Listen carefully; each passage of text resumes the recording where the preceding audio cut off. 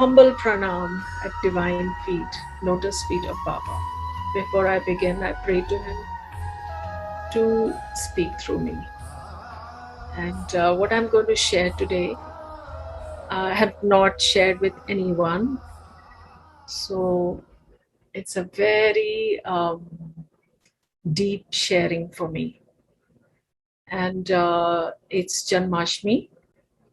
And when I was born years ago, it was also Janmashtami. 29th was Janmashtami. And 30th morning at 4 o'clock, I was born. And my mom said, Subhadra aa gayi, Krishna ji ki behan. So I heard that for a long time. That my mummy used to always say, Subhadra aayi hai, mere ghar mein Subhadra aa gayi.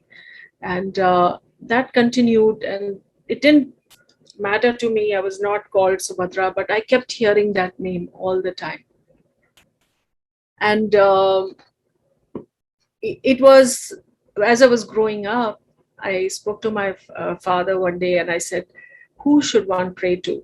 You know, I took guidance from him, and he was very spiritual. So he told me, I was very little. So he said, pray to Shivji.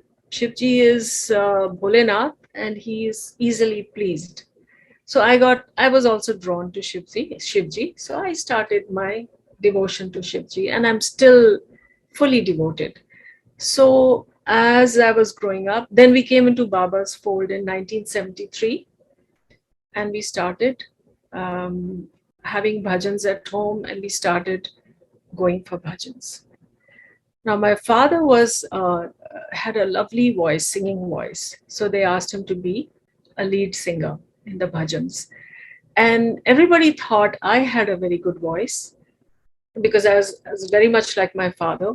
And they said, you should sing. You should be one of the lead singers. So I was very shy. I was very, introverted. I was very happy in my shell. I said, no, no, no. But my parents pushed me, sing. So I used to practice. I used to get very nervous. And I used to practice bhajans. So I, of course, practiced Shiv bhajans. And they did not sit right with me. With my voice, the tone and everything, I could not sing Shiv bhajans.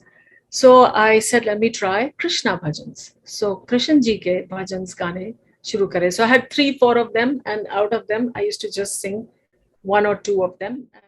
Madhura Manohar Krishna Gopala Radha Raman Hari Govinda Gopala Meera के प्रभु गिरिधर बाला वृंदावन घन साई गोपाला वृंदावन घन साई गोपाला दीन दयाला हरि परम दयाला Radha Raman Hari Govinda Gopala.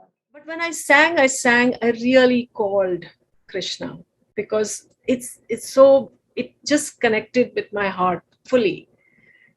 And then, of course, I came to the US and time passed, and my devotion and my experiences continued, different types. And I'm going to go fast forward it to 2008, 2009. At that time, I was going through a lot of hormonal changes women go through. So I was also going through that, and I used to bleed a lot. And so I finally went to my doctor, my GYN, and he said that I'm going to put you on some medication, which is going to regulate it. And at the end of the medication, I'm going to do a procedure which will help you in this. So I said, fine. So I was on that medication. Everything was going fine. At the end of the medication, when it finished, I called him and I said, my procedure is after 5 days. I have 5 days still. So what do I do? He says, don't worry. You come after 5 days, you should be okay. And so I said, fine. So in those 5 days, I didn't think anything would happen. But 2 days after my medicine got over, I had a dream. I had a vision. I call it a vision, where I'm in my kitchen, in this kitchen over here, and I see a young boy, like maybe 12, 13, maybe younger. I'm wearing a saffron dhoti and a beautiful belt, jeweled with jewels on it around his waist, and jewelry in his around his neck. And he's got a band around his head and a more kapunk on his in his in the like a crown, and he's got a bansuri in his hand, and he's smiling at me and he's saying he does this to me, come. So I start following him through the kitchen. It's not a big kitchen. I just walk a little, and I said, where am I going? In my heart I say, where am I going? So he turns around, he looks at me, and he does this with his bansuri, come. He doesn't say it, he just ishare se. So in my heart I'm saying, I don't want to go. I don't want to go. Where's everybody? Nobody's stopping me. Even my dog isn't coming to stop me. I don't want to go. So he turns around again. He smiles, beautiful smile. He's got curly hair. And again, with his head, he does this. Come. I start following him. Then my window it's a huge window with glass. But at that time in the dream, there's no glass. And he climbs up the window and he looks down at me, and again with the bansuri he tells me, come on. And I follow him and he goes up. So I go to the window, I climb up the windowsill, and I look up like that and I see clouds. I don't see him. So I said, where are you? So suddenly I see his face looking down at me, smiling, and he's saying, like that, come. So I give myself a little lift with my feet. I push up, and as I start moving up, again I don't see him. So in my heart I'm saying, where are you? And then again his face appears through the clouds, looking down at me, and he's saying, come. So I'm moving up through the clouds a little bit, not much. And then again I lose him. So now I'm getting a little, I don't know where to go. So he looks down. This time he doesn't say, come to me. And the next thing I know is I'm back in my, I wake up as if I'm back in my home. And I said, very odd. How do I tell anybody about this dream? If I told my mom, she would get worried. Krishan ji, the kaun tha? It's like a vision. It's not a dream. I didn't tell anyone. So this happened. And then 2 or 3 days later, because I was waiting for my procedure and my medicine had finished, so there was no control of my bleeding, it started again. And it started like a dam. It was the worst I have ever experienced, the pain that came with it and the bleeding that started. It was around 12 o'clock at night, 11, 12 at night. So my husband quickly took me to the hospital because I had to be attended to. And in the hospital, there was no doctor around. They were attending to some other patients. So there were just a couple of nurses. So they put me on the stretcher and they helped me. But it was not regulated. I continuously kept losing blood, heavily. And now they start hooking me up with something, with machine, but I'm not hooked up properly. And I'm telling my husband that I'm telling him, I'm sinking. I actually say these words. I said, I'm sinking. And I closed my eyes and I said, my skin, something is happening to my skin. I'm going. So I can hear the voices. There's panic. And my husband is shouting at the nurses and saying, start an IV, start some procedure. She needs IV right away. Start her on something.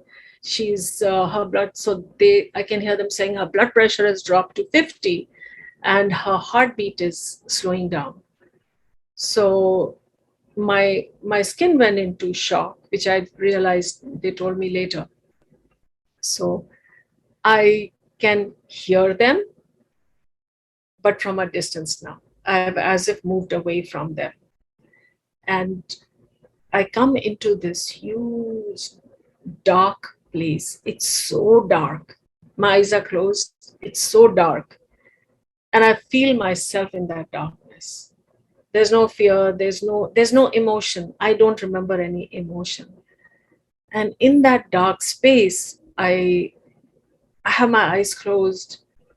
And in my heart, in that dark space, I call out. I just simply say, Baba. I just, sorry.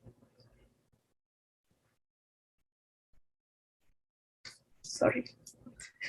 This was not expected. So when I say Baba, I call out to him, something changes. I feel something in my arm coming in. I feel like heat coming into my arm. And I suddenly hear voices saying, her blood pressure is coming back to normal. Her pulse is coming back to normal. And I hear they had started some medicine through my IV. And suddenly I feel I can hear them clearly, and they're telling me, open your eyes, open your eyes. So I open my eyes, and everything is as if nothing had happened. And I didn't understand where I went. I didn't understand what happened. It was just recently, when I was talking to Dipali about this experience, that it all came flooding back to me. Everything as if reconnected.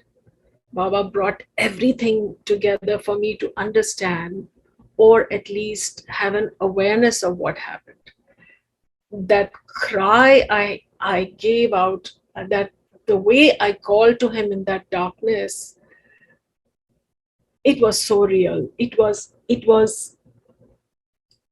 I don't even have a word for it. So I came home that same night, 4 o'clock in the morning. I was fine. Everything, he did the procedure, everything came back to normal. But the actual essence of my experience, this whole experience, came through when I narrated the incident, this whole episode to Dipali. And I said, oh my God. The messages that came through, there were two messages that I'm going to share with you. One is that you can, any divine being you pray to, any name that you take, that's what comes to you.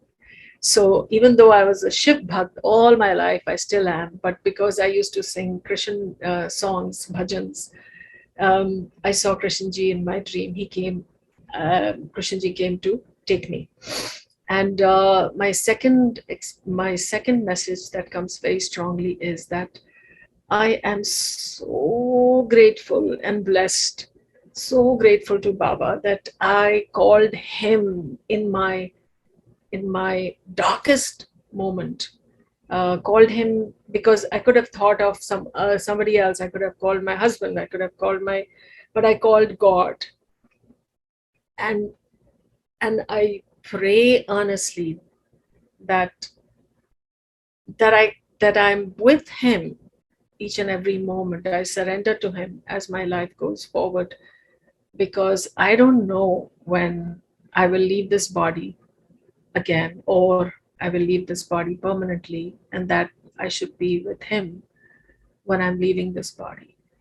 And that to me is my biggest and most earnest prayer, that I am with him.